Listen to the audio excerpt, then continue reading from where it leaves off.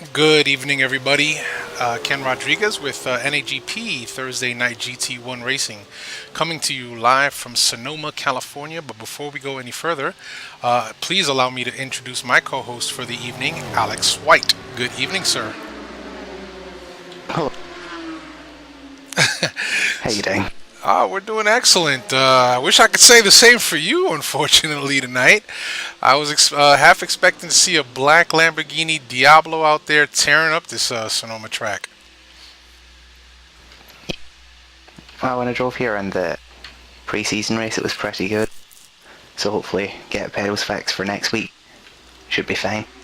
Yeah, I'm hoping so, because I gotta tell you, I thoroughly enjoy watching you drive that older Lamborghini around the track. So we're here for Super Bowl qualifying at Sonoma, and for those of you that are watching via the website, I do not have our chat room open, so I'm sorry for that. It just really takes up a lot of resources on the computer, so I have to I close could it down.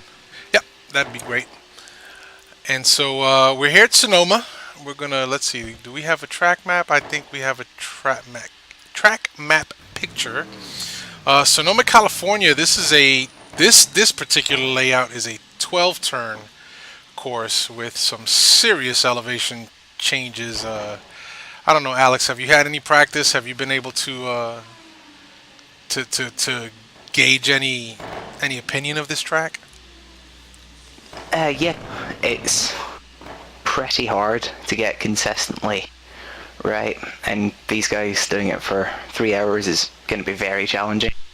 Like you've got turn two, which is completely blind. Then you've got the 7, 8, 9, 10 complex all down the back stretch, which Al is just coming to just now. You have to be really consistent through there. Yep. Yep. And turn 6 is quite possibly the best corner on the track. Long bank left. It's great fun when you get it right. Yeah, I I particularly hate this track. I have for as many times if I have tried to get out there and set a rhythm, I've never, and I mean never, and I've done this track often enough and have tried my best. I've never been able to get a rhythm going, and it's quite challenging. The elevation changes, blind corners. I mean, we're on board with Al Merriman right now, who's starting his hot lap, and here he comes up to turn two, and then also turn 3A, which is as he takes it a little off there. But even turn 3A, which is the next corner after this left-hander, also very difficult. Getting the power on over there is particularly difficult in any car with its engine in the middle. Back end just constantly tries to step out, and the mistake by Al will hurt his time a lot. And it will, and he was actually doing some really nice laps during practice. I saw him in the low 127s. Now I don't know what the really fast guys are going to be doing here, but that seemed pretty quick to me. Yeah, if you give us 1 second, I'll be able to bring the results from the last race we had here up. Yeah, sure. So we'll stay on board with Al as he goes down the back stretch complex. You can't even call it a straight because it's like a rhythm section, left, right, left, right. Yeah, there's really no place to rest on this track at all. There's half of a straight after the long left, and the start-finish stretch, well, is a bit bent.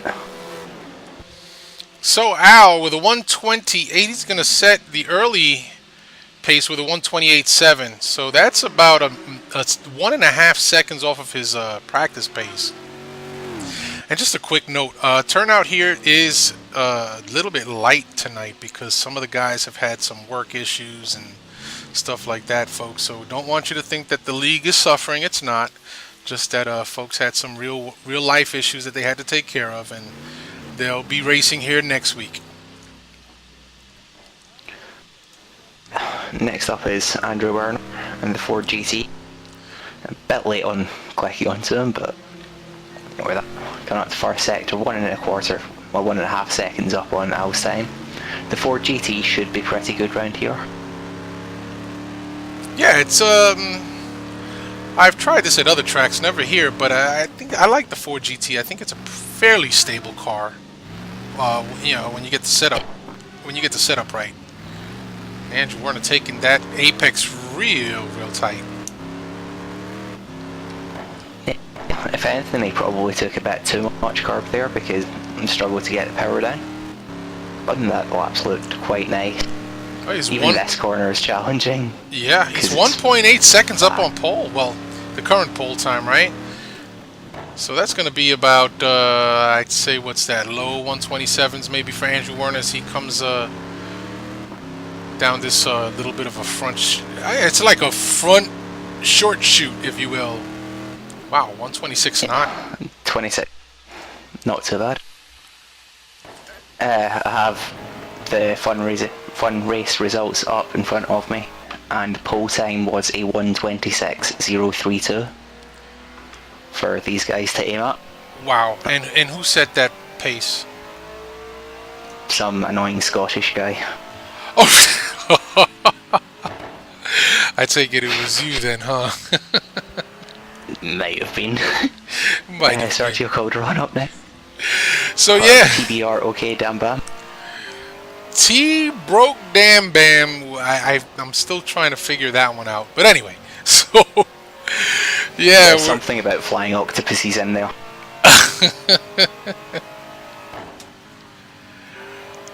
Driving the Lister Storm. This is, to me, one of the most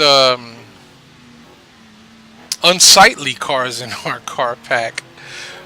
But Aaron Parsons this season has made good use of it. Yeah, it has pretty much got the championship wrapped up for the drivers. As for the teams, now TBR, okay, damn bam, are leading that as well by 7 points. So Sergio will want to have a solid result here. And as for the car being on site, it does have a Newcastle badge on it. Might be why. Yeah. Sergio's lap so far. 1.1 seconds down.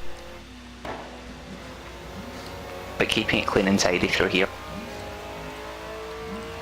Yep, Sergio never was really a strong qualifier per se, and you know, I know that there are times where he struggles in races and stuff like that, but one thing that you can say about Sergio is that he's consistent and he shows up week after week.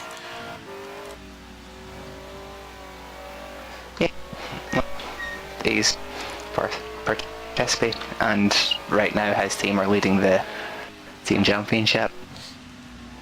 So he's doing well. He's improved a lot since he joined, which is excellent to see. Yeah, he has made improvements, and you know, I think the only place he can go from here is up. Just got to keep applying himself. He goes third with a 29.8. And next up is David coming into turn 1. Now here's to keep it far on the left there, which he did. Here's a interesting tidbit. I was watching David Poole during practice, and he was laying down some really fast laps. He's carrying around, what is it, 88 kilos, 132 pounds? I should check. 60 kilos. 60 kilos. That's enough to make a difference. Ooh, oof. Big slide, big slide. Yeah. Problem with that corner there is because it's a bank left-hander going downhill, you try and put the car as far on the right as you can, and it's just grass or gravel there, so you lose a lot of grip if you put a wheel on, and that's what happened to David. Yep. Other than that, lap's really good so far.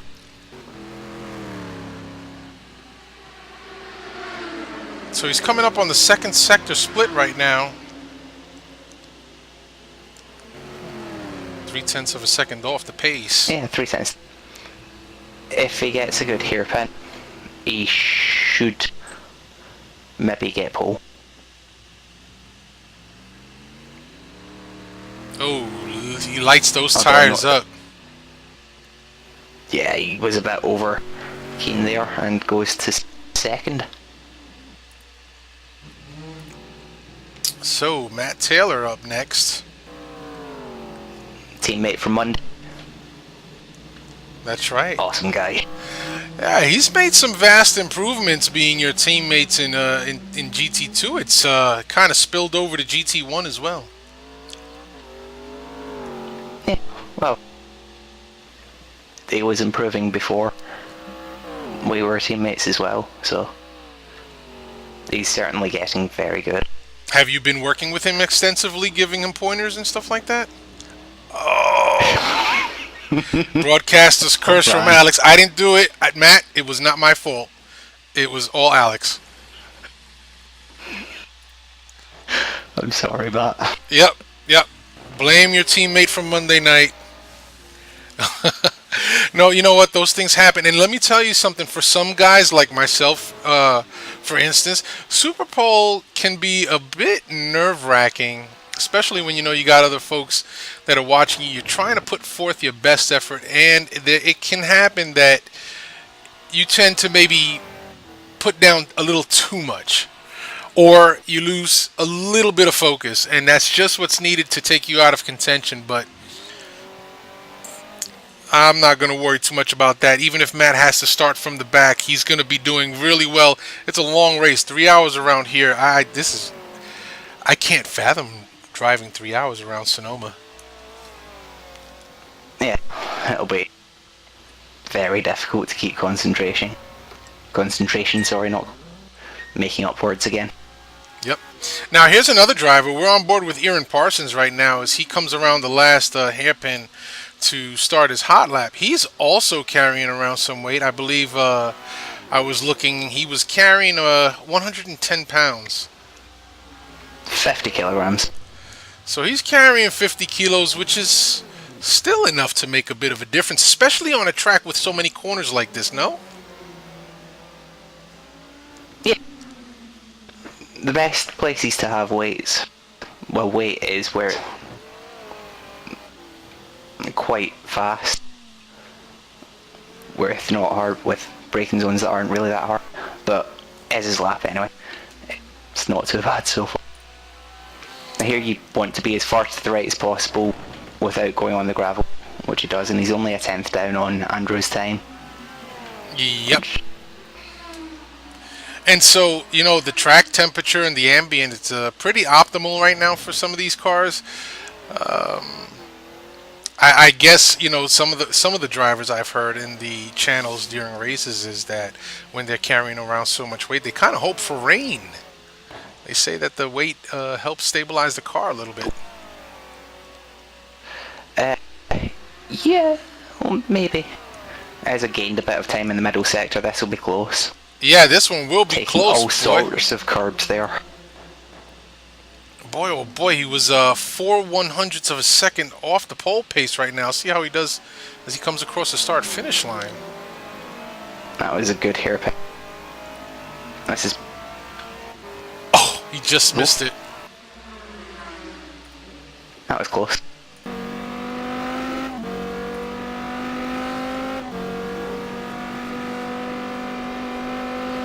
So, one of our gentleman drivers here, John Houston, out on track.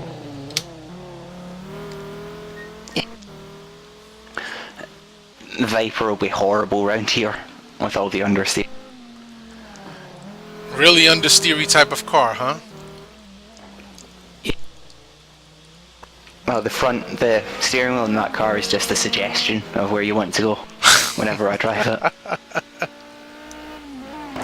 Alex, I'm convinced that you can drive a shopping cart around these tracks and still be competitive, so I can't take everything you say too serious, because you know what applies for you does not apply for the mere mortals.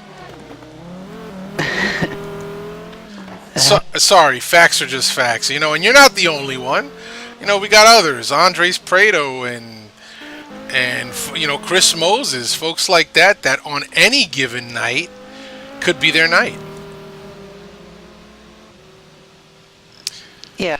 Well, one of the good things about any GP is it's super competitive regardless of where you are in terms of speed. There's always someone to compete against. Oh, absolutely. So John Houston lighting up those tires coming around that hairpin. He's a little over 2.5 seconds off the pole pace, and that's going to hurt his times even more as he finishes 2.5 seconds off of the pole pace to take, what is that, 5th. And that wasn't a bad lap at all. It just constant understeer, which is very difficult to get out of that car. But make great tricks in this lane.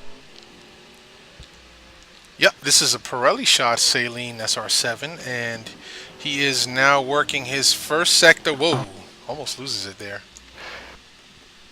The Salines seem to be having difficulties with the bumps here. Probably because they're running really low setups. He's just over a second off the pole pace right now. Or that the Saline suspension isn't that great. We try and take over a carbonate, we'll try and spin most of the time. Yep. But yeah, takes the apex there quite nicely. Now this is where the Saline should, in theory, be brilliant with semi-long fast corners. This part of the rhythm section, eh? Yeah, because it's got a boatload of downforce. It looked a lot smoother through there than the first sector. Oh, takes it a little bit wide, but looks like he's late apexing this one to get on the throttle a little sooner. That was some fast downshifting he was going through there for the hairpin. Crosses the line. Goes 5th. Goes to 5th with a 129.1. Next up we've got his teammate, Marcy Uran, who on his day is excellent. Another one of our statesmen. No pressure. No pressure.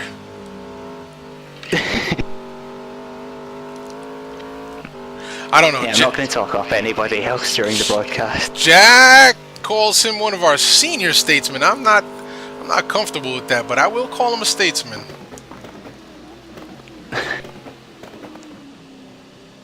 I have no comments to make. Yep, so he's gonna come across the start-finish line to start his hot lap now. Let's see how far over to the left he goes during turn 2. Yeah, that's exactly where he needed to be. Yeah, the car got a bit loose on it. I've always had a problem with this corner here where the rear end just skips out on me and I end up somewhere near the wall. Yeah, it's, like I said, it's horrible. Well, Cuppet ended up over the wall. He did a little off-roading during practice, so we're going to have to watch him during the Super Bowl process now. Excellent. Well, not excellent they crashed, but I look forward to Jonathan's kill. Marcy bounces over the apex there, wow. He's coming up on the second sector split right now. He's got that car set up for turn in and nothing else from the looks of it. Oh yeah, he got on the throttle real early just now. Earlier than some of the other drivers. One of the Saline's characteristics is it has amazing turn in, but after turn in mid corner, I always find it starts understeering as Marty goes 4th, 28.3, which is not bad. Not bad at all. Now we've got John Ludden out on track. I call John Ludden our NASCAR driver. Him and Cuppet, if you ever hear them talk, they sound, when they're being interviewed, they sound like NASCAR drivers. They sound like they should just be going left all the time.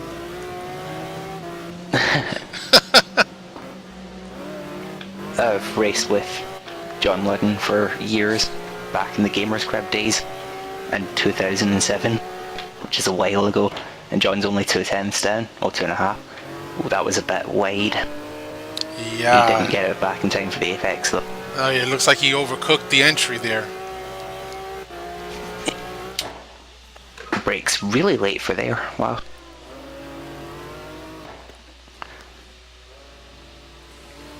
It's not too bad a lap other than being a bit wide. Yep. Well, he seems to have figured out that McLaren F1 for this season and has used it to his advantage. It's about a half a second off the pole pace right now. Has to really push it here in this last bit of rhythm section and try and get in and out quick through the last hairpin.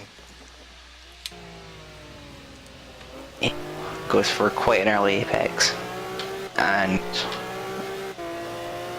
I don't think going to the right straight after the hairpin will gain you anything here if you stay left close to the wall. Oh, he moves up You're to driving fourth. less distance. So far, looks like Andrew Werner and Aaron Parsons have locked in their positions. This is, of course, provisional. This is not final. Next up we've got Ian Jolliker in a car that should be a bit better through the first sector, but not as good in the third sector. Well, the last section of the track. And you've seen there just how much easier it was to put the power down in that car. The back end didn't really try and step out too much.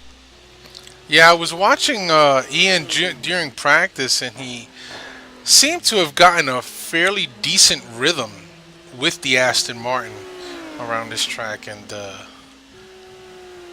was looking quite well. Yeah, Aston's a good car.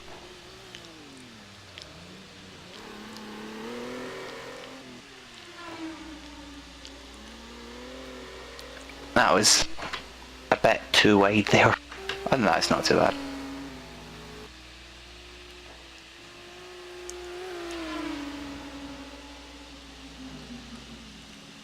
A little over half a second off the pole pace. Really hard to make up those 0.5 of a second, considering Yeah. the... Oh, Ian, all locked up there. Yep, just caught that as we went to the chase cam. I think that's going to hurt his times a little bit, or a lot of it. Half a second. I don't know where he gets all that power from. So Ian moves up to fourth. Ryan Schleif now out on the track.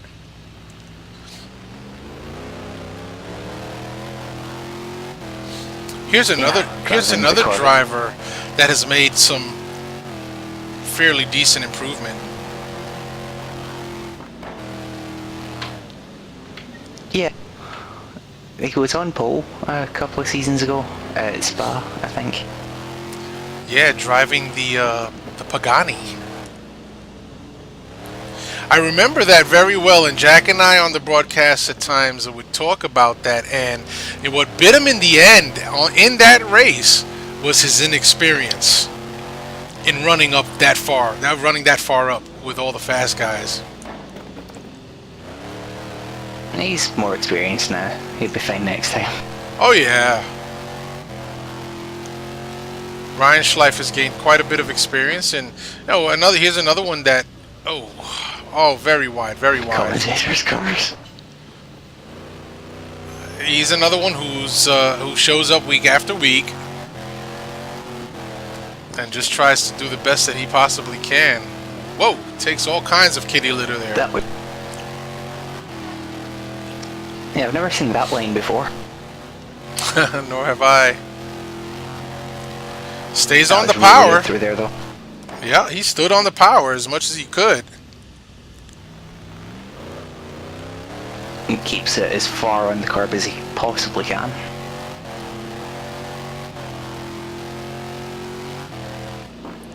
And jumps up to sixth.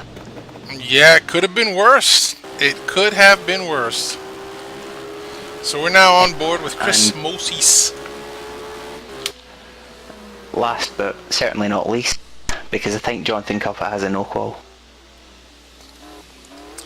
Cuppet and Gup Douglas have no qual, so I believe that Gup Douglas took it offline to go and do some practice laps.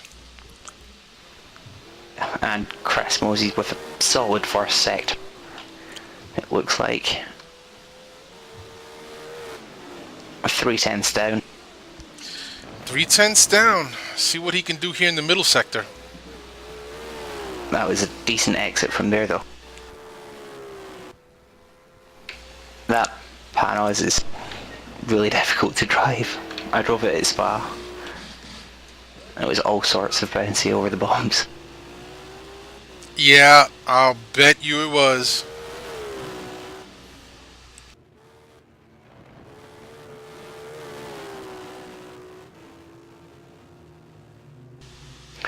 Five tenths down for the second sector. Can I make it up? I don't know. Can you make it up in the last sector? Half a second seems like an eternity around here. Yeah, I don't think he will. He was hits the wall. No, he's not. Yeah, no, this isn't going to be a pole run. But only half a second moves him up to 6th. Yep. Climbs the wall. And he goes airborne. Flaps about. So I believe Matt Taylor didn't go. Jonathan Cuppet is serving a no qual. So that's going to do it for Super Pole qualifying. Yep. And well done to Andrew Werner. Yeah, very well Had done. a pretty decent lap. Yeah, he put in the practice and he just put his head down and kept his foot on the pedal. So Andrew Werner takes the pole with a 126.9, and I gotta say, Alex, this has to have been the shortest Super Pole qualifying session I've seen in this league. That was what, 20 minutes at most? 15 even? Yeah, I gotta say, it's only, let's see, it's 9:34 Eastern time, so we started after 9 o'clock, so we're gonna move it over to Quali 2 now, and hopefully we get a few guys that can rejoin. I'm hoping that even more folks that did not make the Super Pole session at all might decide to go ahead and jump in. We'll have to see how that works out. I think Guff will come in. Yeah, there we go. There's Guff. And I shall check how many laps the fun race was as well. Because I think that's the same length. Yes, sir. It was 20 laps.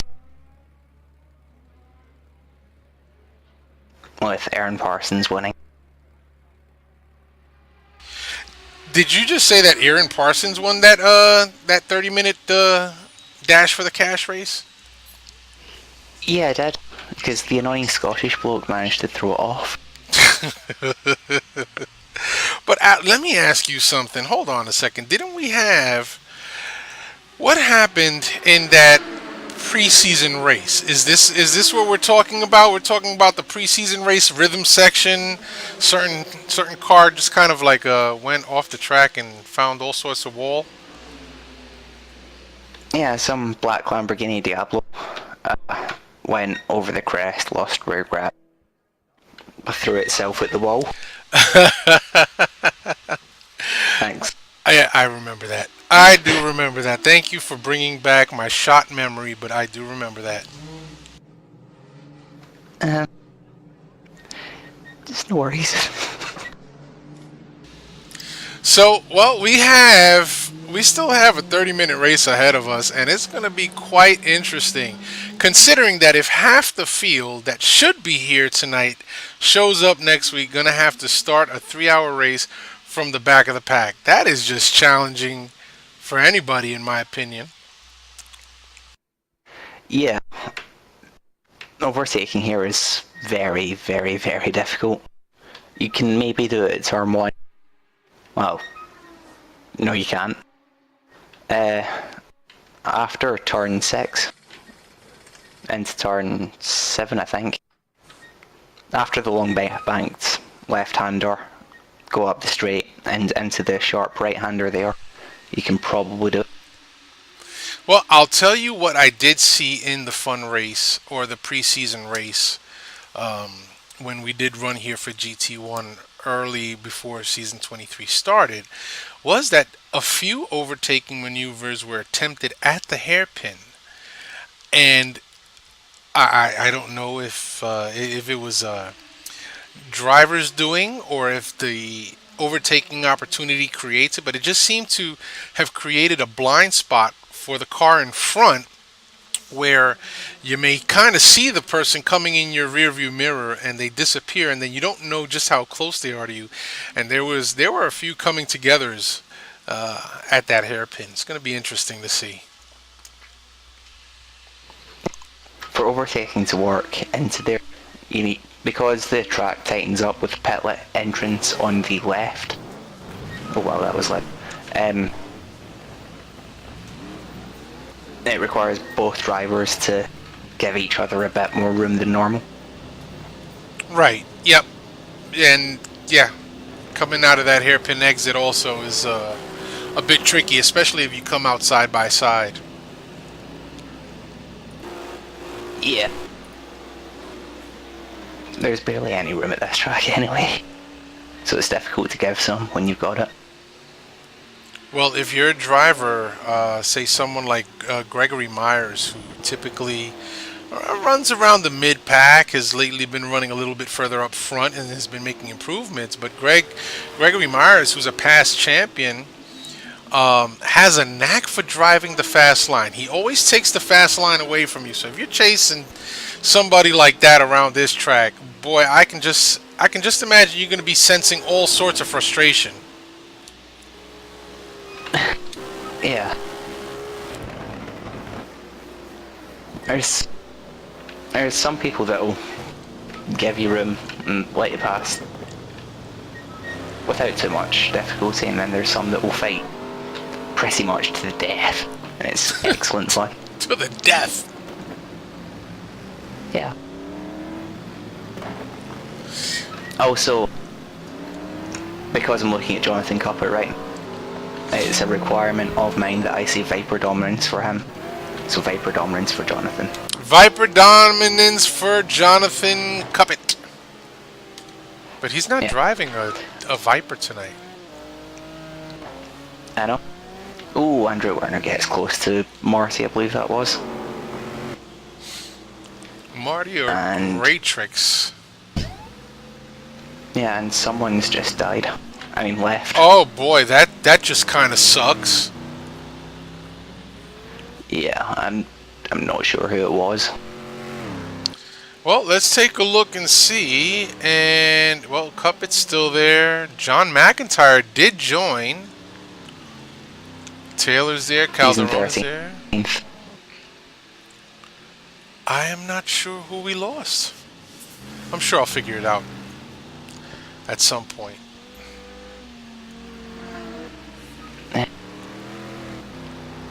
Could it have been one of the other Corvettes?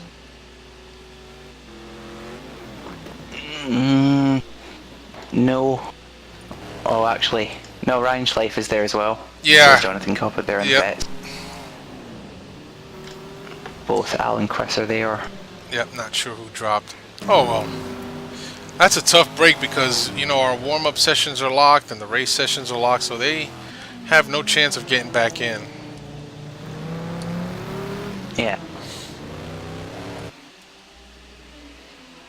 So who are you putting your money on for the race tonight? Well, 30 minutes. It's going to be hard to say, but no, I really don't know. I want to say Parsons, and I also want to say Poole. I'm not gonna lie, that you have to pick one. All right, so I'll pick Parsons for the win in this 30 minutes dash for the cash. Okay. Well, I shall go for. Does Werner have weight? No, he doesn't. I'm going for Andrew Werner. All right, there you have it, folks. So Parsons and Werner are the two picks of the broadcasters, and Hopefully we don't curse either one of them.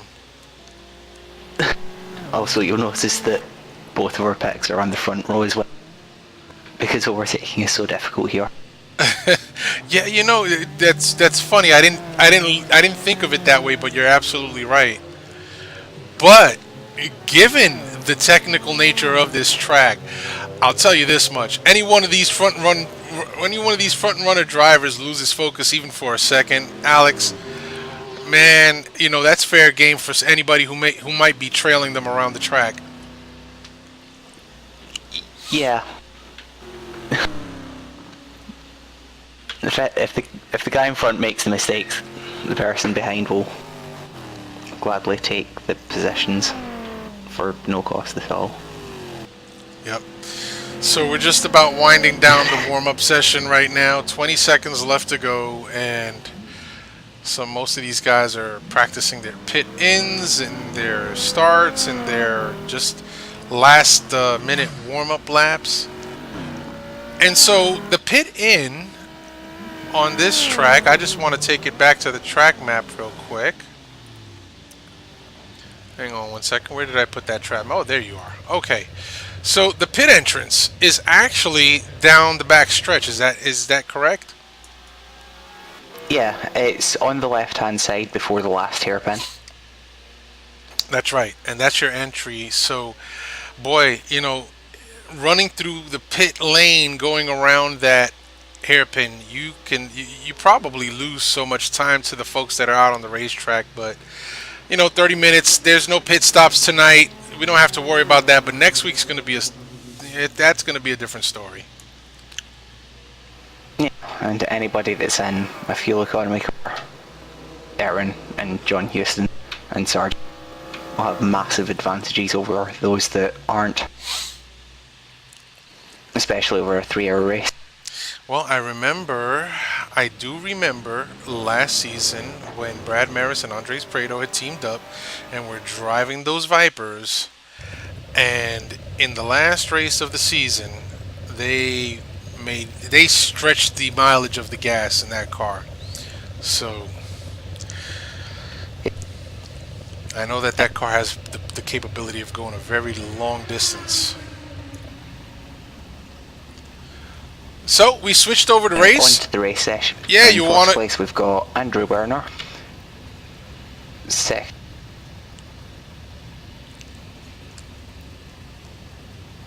Sorry, you lagged a bit there. Go. Yeah, so go ahead with second.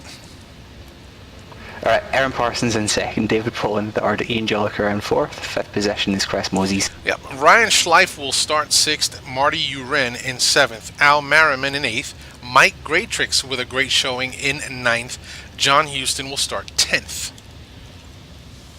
In 11th we've got Sergio Calderon. 12th is Matt Taylor, that spun in qualifying, which was unfortunate. 13th is John McIntyre, 14th is Jonathan Cuppett, and 15th is Cup Douglas. And that's the grid. Boy, I tell you, if this was a regular season race, everybody would be scoring some points tonight. Just about. Yep. But there's only the first 3 scoring positions here. Yes, sir. So we still have 30 seconds. We are now looking back at it's a very short field. Only 15 drivers out on the track tonight. Going to be interesting to see how these guys try and make it work for 30 minutes. Now, first, yep, go ahead. I think Ez is going to get a good start. Possibly overtake Andrew into turn 1. But other than that, it's almost time to go. Well, here we are. The lights are starting to come on, and then when they go green, they're off. Andrew Werner with the Good hole start shot. Andrew. As it goes white, David Poe and Ian for third. Andrew takes first cleanly. His car off the bat. That was Marty who spun round. So just quickly cycling through the field here right now to see how these guys are making it through the first few corners. Wow, Marty Urin having that off put him dead last. He's going to have to make that up.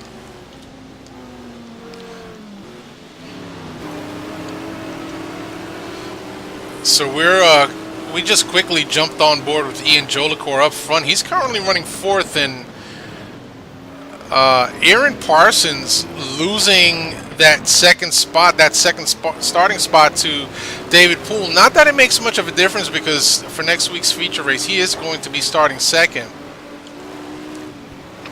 Yeah, but at the same time, championship. Oh, Ez is wide. He almost did what I did. And Ian Jolicoeur followed suit.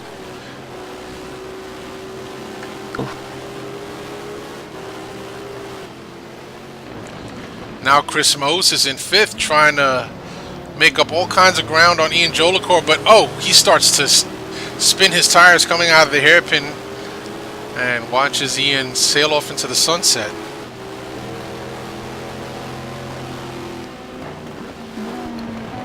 Yeah, Ez is closing right up to David Poole under braking. These guys both have similar weight on. Al Merriman in turn 2 slides, gives John Houston the spot for P7, so Al Merriman back to 8th where he started. It's opportunist by John. Take it though. That was I don't know, Jack would say something like, that's a senior citizen discount.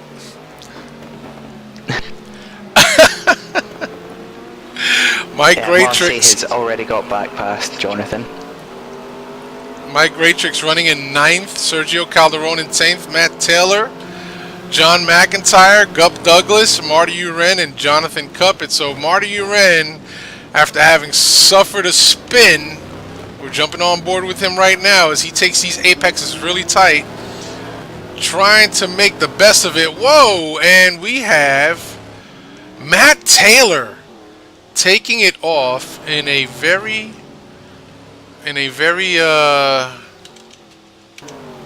familiar spot, if you will. Aaron Parsons with a spin. He drops down to 6th.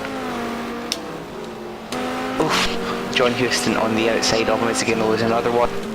Yep, and John Houston. Yep, he backs off. But look at Chris Moses. So Al. Or is that Al? Is that Al? Oh, that's Al. Not Chris Moses. Al Merriman, taking a look on the inside, has to check up now. Great battle, early battle going on. Off as well. Branch Life in 15th now. Slowly but surely getting back onto track. I think he must have just spun there. We've got a great battle going on for P5 right now. Aaron Parsons taking it wide. John Houston having a look on the inside. Not going to get it quite done yet. Ez has got that. No, he doesn't. Ez runs wide.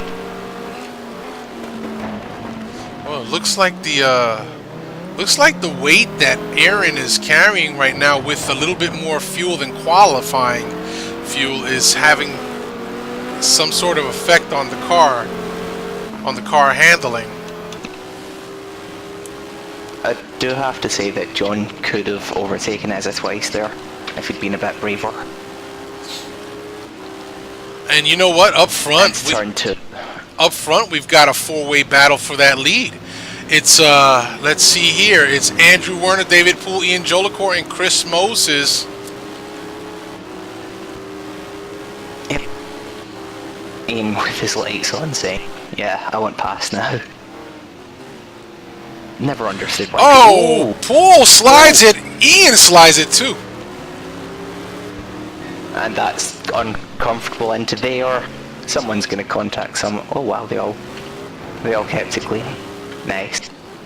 And Ian's up to 2nd. Just like that, and in the blink of an eye. You know, I said it right before the race. Passing here was going to have to be an opportunistic type of pass because it's so tight. As you've mentioned and pointed out, that passing's so difficult here. These guys, if they lose just 1 nanosecond of concentration, it's over. Yeah. And David Poole trying to get back past Ian takes pretty much all of the curb. I am watching this battle up front from the back of Chris Moses' car. Because these three guys battling right now have given Andrew Werner some breathing room. So Andrew Werner just running a tight race right now. Out there in first. Looks like he might have a 2.5 second lead or so.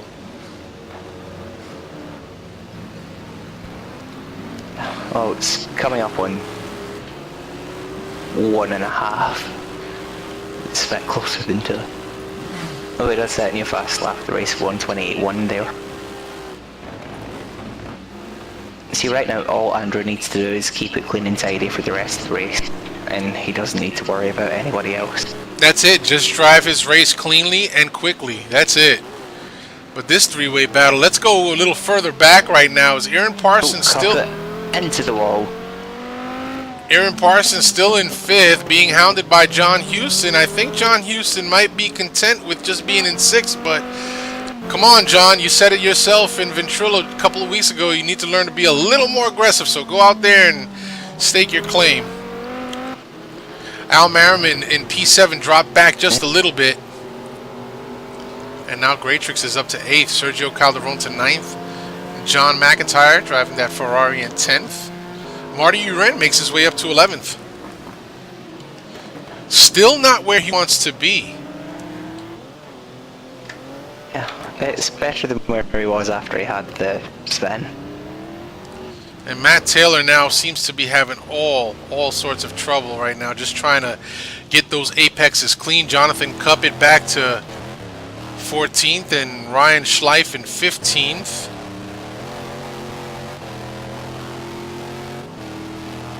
And that's your running order? Yeah, pretty much. I mean, yeah.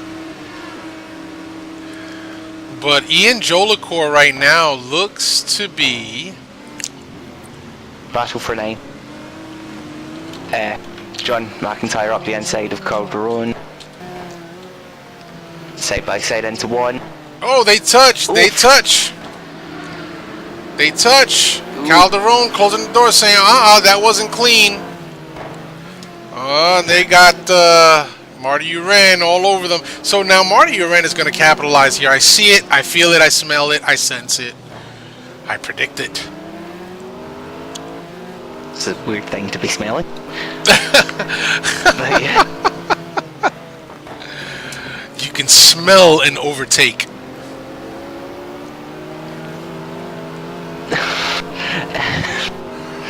Yeah, Marty should be able to get past John McIntyre and Sergio. But Sergio went slightly defensive there. So Sergio obviously wants to keep 9th. Which is perfectly acceptable. Yeah, you know what? He's taking away the fast line from these guys. But he's got to be careful and not lose that focus, because if he wants to keep that 9th spot, he's just got to stay on the fast line.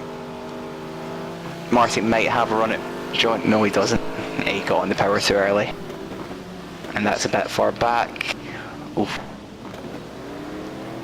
So, great battles all over this place right now.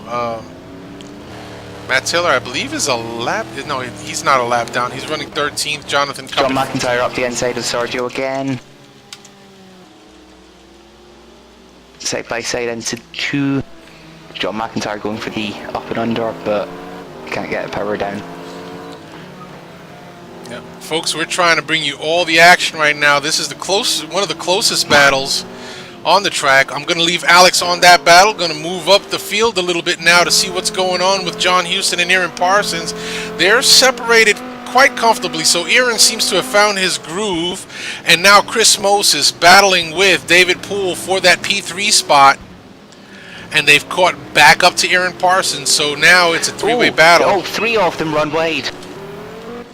And McIntyre passes Calderon. Calderon taps his backside, but that was fine. And Calderon lagged. Yeah, he sure did. Hits the lag car. And now Gup Douglas has joined this mix again.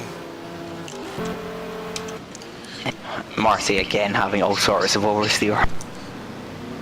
So back up front, Chris Moses in 4th, and David Poole 3rd, and Ian Jolicoeur in 2nd. Marty with a slide. This battle's fun. Battles are always fun. They're great to cover too. Right now we're on board with Chris Moses. He's trying to find his way around David Poole, and David Poole making that 4GT very, very wide around this narrow track. And 4GT is already a wide car. Whoa, Moses almost cooking it into the back of David Poole. David might be able to slipstream Ian, but decides not to, and there's no way he's overtaking him into there. Yep, that was close. Yep, we're watching that battle from the bonnet cam of Chris Moses' Pano's Esperante GT1 car. So great battle going on for P2. David Pole's in a pretty difficult position here because he's trying to get past Ian at the same time trying to defend from Ian goes defensive, Pole up the outside, and Chris somehow not running into the back of Pole, but that was really close. Well driven. But yeah, Pole's in a really difficult position here because if he attacks Ian and gets it wrong, then Chris will get past him, like what just about happened there.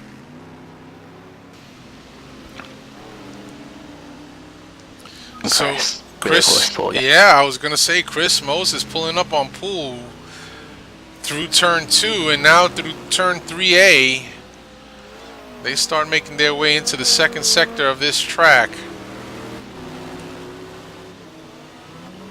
The 4GT should have better of both of these cars through this corner. Yeah, it does. You know, I can't. Go ahead. Yeah, if David tries to get a slightly better exit out of that corner, he might be able to have a look at Ian. Chris Moses with a wide apex through that corner. Not optimizing that one either, but back down on the power. And you know, I can't help but think that P5 has been making a little bit of inroads to this battle. Yeah. If all the cars in front of us, well, in front of fifth aren't taking the proper lines, Sergio lagged again, then it's just normal that cars behind will catch a battle.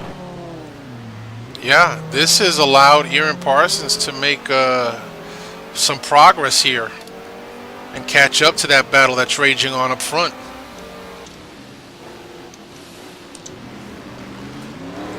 So the real battle for this position right now is between Poole and Jolicoeur. Poole through turn 2 trying to lay down the power just a little bit early.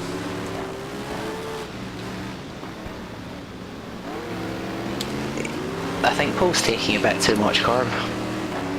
If you watch him coming out of corners after he takes the carb, he's sort of bouncing and all over the place when Ian's just putting the power down and driving away.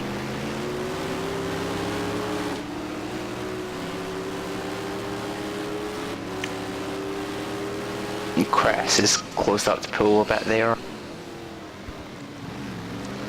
Let's just cycle quickly through the field.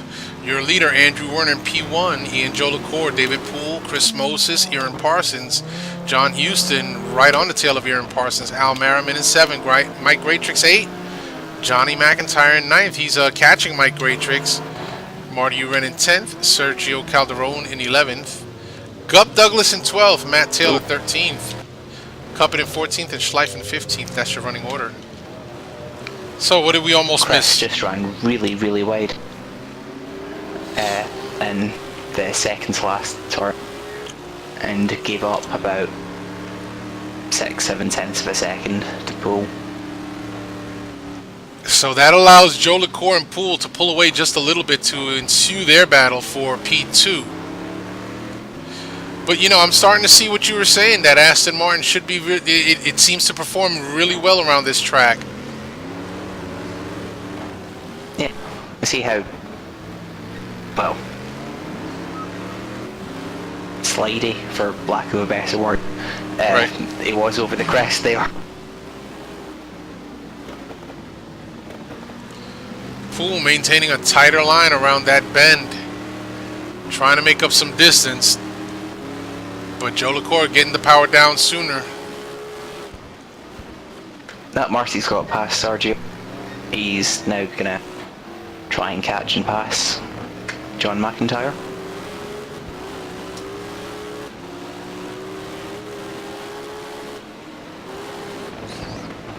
The main battles for a second.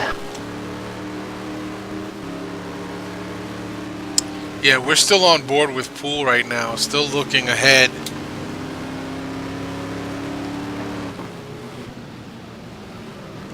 I got to give a lot of credit to Ian Joe LaCour as well. He's ran a clean race. Looks like Poole just may have tapped the outside wall there coming out of the hairpin, but Ian has run a very clean race. Was making some inroads to Werner, but it seems that the battle with Poole he started taking a bit of a defensive line in some areas and has allowed Werner to slip away just a little bit. Yep. And Marty's caught John McIntyre, but doesn't look like he'll be able to pass him anytime soon. But McIntyre is also catching Great Tricks, so this might turn into a three-way battle for 8th soon. So did Houston have an off? Because Merriman got around Houston for P6. So Houston may have had an off there. I don't know, I didn't see it. Mike Great Tricks got Johnny McIntyre all over his bumper and Marty Uren all over them. So we're going to stick with this battle just a little bit here, as the battle between Moses and Ooh, Marty, what was that? Yep, he slid it into that corner. But as I was saying, the battle between Joe LaCour and Poole and Moses is separated just a little bit. Marty Uren just sliding that car all over the place. It's almost like he's taken the wing at the rear and put it to as low as possible. It doesn't look like he's got any downforce on the back of it at all. A lot of counter steering.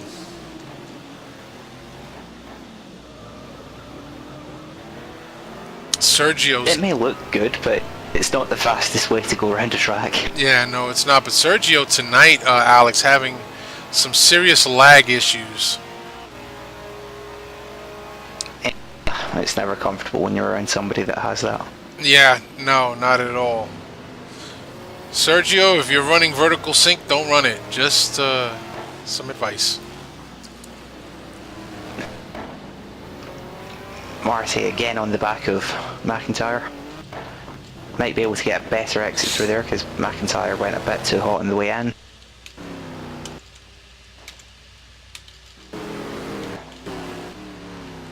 And this lane should be miles better through this corner.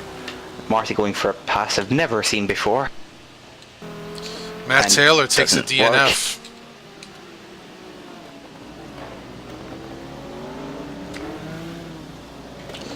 That's a shame. So, McIntyre not letting Uren by. Marty Uren finding himself that he's got a fighting claw like a wild alley cat.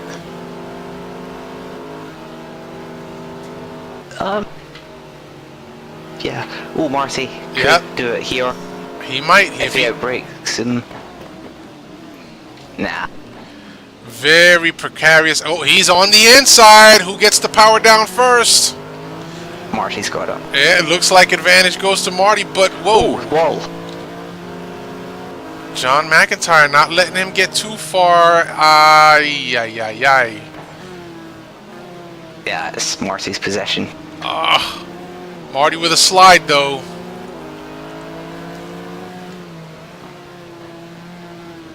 It's Marty's possession every day of the week that ends in Y.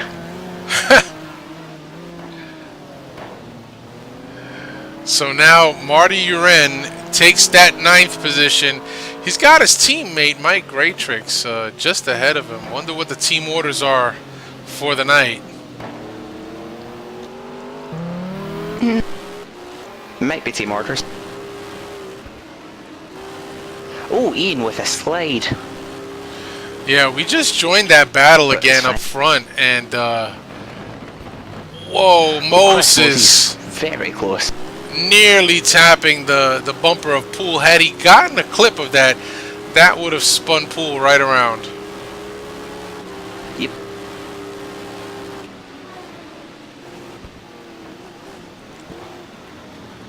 And David Poole with a The thing slide. about the 4GT is it wears its rear tires an incredible amount. Now, yeah, it does, doesn't it? Yeah, I found that out when I drove it a while ago. It makes it very twitchy towards the latter stages of a stint.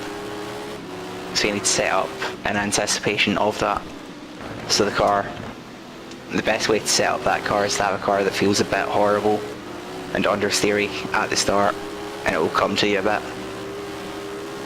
Really? That's good stuff to know.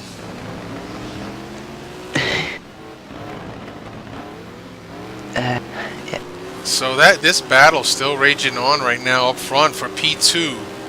Andrew Werner up ahead, just kind of like cruising, if you will. Remember I said that he'd win the race? I remember. I do have that in the back of my mind, and I'm trying to keep it there. Oh, David Poole takes it wide into the hairpin. Chris Moses alongside. Who's got the power now? Mosey's tried to put the power down way too early there and got, well, every armful of counter steer imaginable. Might try and have a look somewhere up here, but he doesn't. Although he's going for the better exit, but puts the wheel on the curb, and that and the panos is pretty big no-no. And David Poole with the smart move. He turned on his headlights the moment he saw that Chris Moses got alongside of him, so that way Chris Moses has some type of a reference point as to where his competitor is. Very, very smart.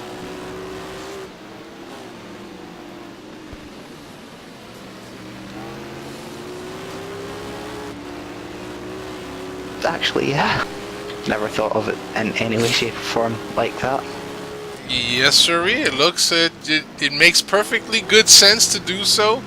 You don't want to ruin anybody else's race, and you don't want to be taken out. And you don't want to take anybody out. So yeah, makes sense to do that. Now, your race leader Andrew Werner, he's just kind of cruising along through the rhythm section and just taking it in stride. Would this be Andrew Werner's first win? Nah, I think he's had one before. But we're on lap 15, so 5 to go. Not long left. Yeah, not many laps left. And what I was looking at, Mike Greatrix has dropped a couple of positions. I don't know what happened there, but he's let McIntyre through, and you're in. Marty Uren up to 8th. Yeah, John McIntyre in 9th and Mike Greatrix in 10th. So not sure what happened there. And now he's got Sergio Calderon all over his tail. Hang on, Mike. Hang on. Gub Douglas running in 12th and Jonathan Cuppin in 13th. Ryan Schleif in 14th. Ryan Schleif, he Mosey's in pole again. Oh, Mosey's wide. Gets back on the track. Got at the bank left. Yeah, gave David Poole a little bit of breathing room right there. Oh, a lurch by Moses. David Poole is, well, it's practically inside the apex every single time through that corner. Al Merriman comfortably running in 6th position. And now up here, but the battle for P2 spreads itself just a little bit. With 4 laps to go. Oh, I think Marty has destroyed his engine. There's smoke coming all over the place out of it. I think he's had his radiator. Oh yeah, he's about ready to give up the ghost of the engine. And there Yeah, it there is. it goes. There it is. It's gone. Oof. Ooh! Marty! Oh, he was trying to Going take on the outside McIntyre, line. mild heart Yeah. attack. Trying to take the outside line to get to the pits. It's a done deal for Mr. Uren. Yeah. He had his engine docked too tight.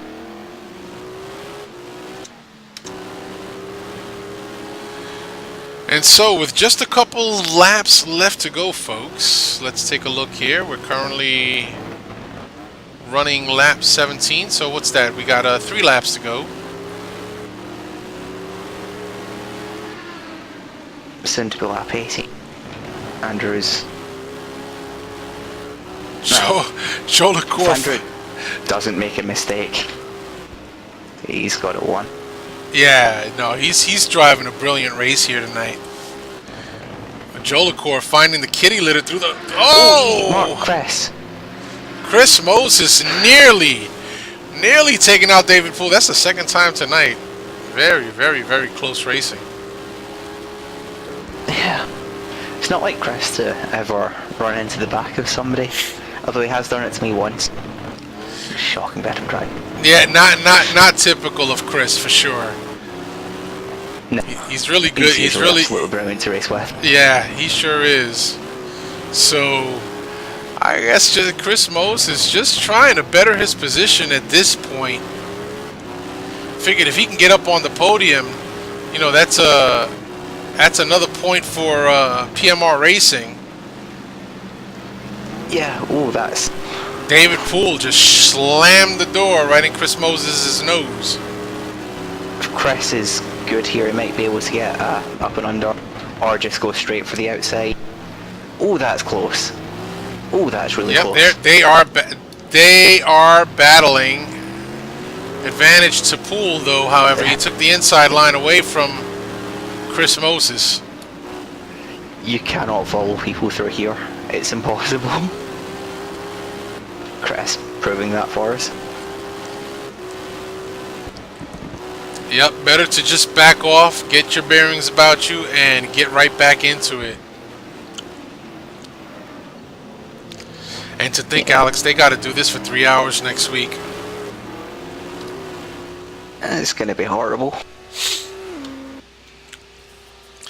Well, Alex, you're going to be racing next week if you get your pedals fixed, and so, boy, what do you think your strategy might be, starting from the back of the pack?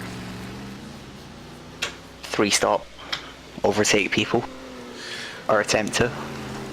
So you're definitely going for a 3-stop, huh?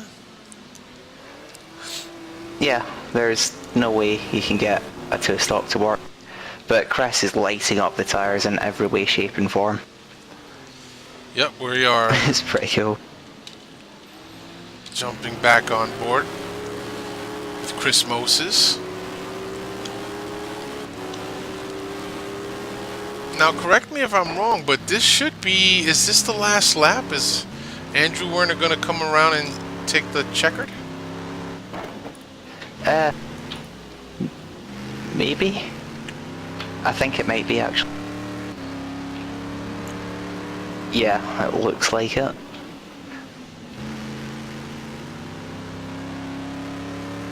Chris is going to have to do something special here if he wants to overtake David. Nah, he's not going to. And we're going to see if that checker flag waves. Nope, there it is. There it is. Well driven by Andrew. Jolicoeur finishes second. Poole in third, Poole Moses in third. fourth. Yep. Aaron Parsons will come home in fifth. Al Merriman sixth.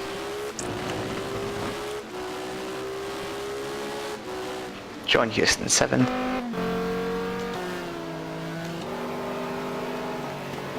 Oh, there's a battle for 10th. They're really close coming into the last corner. Oh, Well, look that's at close. Mike Greatrix trying to put the moves on Johnny Mac. Not going to get it done, though.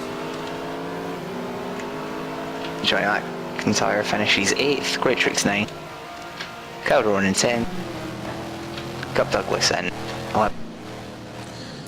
We still got Cuppet coming around. He's currently running in 12th. He just lurched.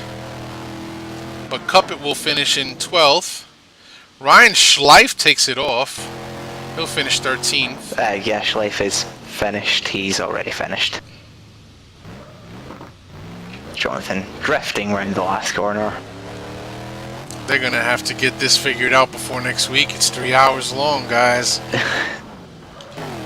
And Marty Uren finishes 13th. That's the race. Matt Taylor in 14th. And that is, yeah, that's your race. So the grid will be set for next week, Alex, and it's going to be a fun race. We hope to see you there in your black Lamborghini Diablo. You know, putting in a good run for, you know, for one of the podium spots. Yeah, it'll be good fun. Should we give Andrew a quick interview? I think that we should, yeah. I think we should just go and grab him away from David Poole. David Poole will understand. Let me just go ahead and grab him. Andrew Werner, Ken and Alex up in the broadcast booth. How are you? Congratulations. I'm fucking awesome. Thank you. Yeah, great win. Sorry, I don't know if profanity is allowed on the NAGP channel. We'd like to apologise to our viewers at this moment in time. Yes, we'd like to apologize, but we understand the excitement of the moment. So that was a brilliant race that you drove. Care to walk us through what the strategy was and what was going through your mind when you had the whole shot? You know, the strategy was just to stay on the track. It got pretty hairy towards the end. And I think once I got out in front, I just tried to stay calm. I could tell that I was able to keep a gap over Ian, and so I didn't push it too hard, and just tried to hit my marks and make my corners and keep it together. As it caught me a little off guard there in the beginning, but other than that, it wasn't too bad. Excellent. I do have to ask, next week, for the 3 hours, the stints will be much longer. With the 4GT's rear tyre wear and how much it wears the rear tyres, do you have anything planned to try and prevent that? You know what? The 4GT is hard on rear tires, and it was getting pretty sloppy there just after 20 laps. So yeah, David and I were just talking. We're going to go back to the drawing board and try to do something, probably to buckle down the rear end a little bit. And I don't know what that will be yet, but you're absolutely right, Alex. That's what we need to do. Excellent, thank you. I was totally not trying to get strategy for myself next week. Hey, no problem. Hey, thanks to David too. David actually gave me that setup. It was far superior to mine.